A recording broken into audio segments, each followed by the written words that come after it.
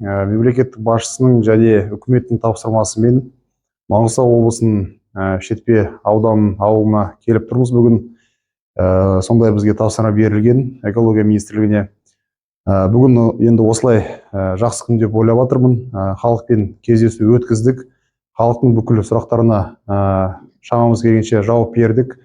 Олар берген ұсыныстарды біз жаздық та протокол дайындаймыз да, сол протокол бойынша жолдарды іздейміз де, бүкіл кімнің сұрағы құзыретіне кіретін министрліктер соны беріп жібереміз. Сонымен бірге кездесуде мен өзім айттым, парламентке осы сұрақтарды, ұсыныстарды көтеремін. Сол парламенттің ішінде берген ұсыныстарды шешеміз деп ойлаймын. Кеше Астанадан Маңғыстауға шыққанда бүкіл Маңғыстаудың сұрақтарын, қандай проблемалық сұрақтары бар көтердім. Бірақ Шетпе ауылының бір үлкен проблемасы бар. Сол проблема ол шаммен байланысты. Шетпе ауылында 29 карьері бар, жұмыс істегені 8-і. Енді статистика бойынша біздің экология департаментіміз өшіде біраз тексерістерді өткізген, 30 миллион теңге штраф салынған. Бірақ бүгін халықпен кездесуінде олардан ұсыныс алып, жаңа айтқандай олар соны көтеріп жатыр. Сол ұсыныстар бойынша біз жұмыс істейміз деп санаймын. Енді халықтың ең үлкен проблемасы шам бойынша сұрақтар болған. Сонымен бірге судың сұрағы көтерілген. Сол су сұрағын біз су ресурстары министрлігіне беріп жібереміз. Негізі сұрақтардың мағынасы олар карьерлер артезиан суын скважина жасап, суды алады. Олар технологический процессқа сол суды жібереді. Негізі осы ауылдың өз проблемалары бар. Сол судың проблемасы.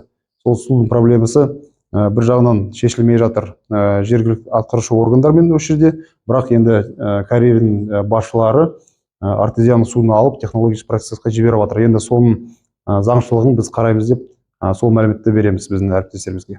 Менің ойымша, негізі осы жерде бір проблеманы, ол ең үлкен проблемасы, ол шам, повторяться етіп жатырмын, шам проблемасы, мен ол үлкен проблема деп санамаймын. Негізі экология кодекс бойынша наилучший доступный техника деген, наилучший доступный технология деген баптарымыз бар.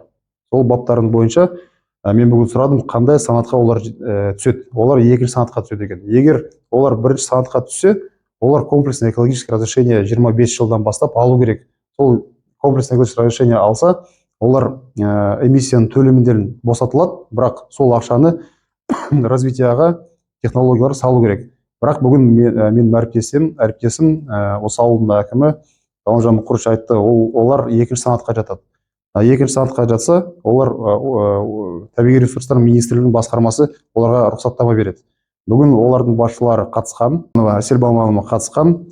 Сол Әселге бүгін бір ұсыныс бергенбіз. Рұқсаттама бергенде бүкіл план предохранных мероприятий деген қарап, сол бүгін берген ұсыныстарды соған енгізіп, солар енгізілгеннен кейін талаптар істесе, сол жағдайдың арқасында тек қана сол рұқсаттама беру керек болады.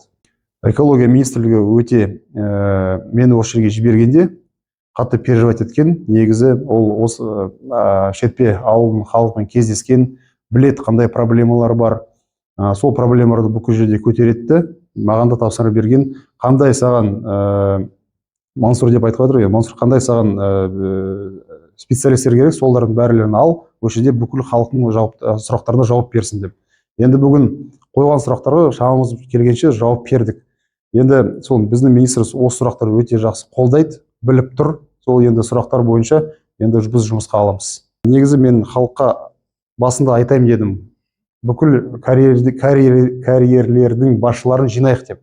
Енді бізді отырған тәтеміз, апамыз айтқан, осы жерде әкім облысы жинағанда олар келмеді деп. Сол әкім облысы жинағанда келмеді деп. Енді мен бүгін Ғалымжан Мұқырышқа айттым. Енді кім бар, соны жинаңдар. Негізі біз осы жерге басқа іс-сапарлармен келеміз ғой, сол бір дата қойып, бәрлерін жина деп тапсырып бергенбіз. И біздің экология департамент басшысына олардың начальник участка дейма, начальник цеха дейма, солармен контакты бар. Оларға да тапсырма бердім. Солармен өз өкілдерін басшыларына айтсын деп экология министрінің вице-министрі немесе экология департаментінің басшысы оларды жинау керек. Біз өзіміз сол сұрақты алып, соны қараймыз деп жөн деп санаймын.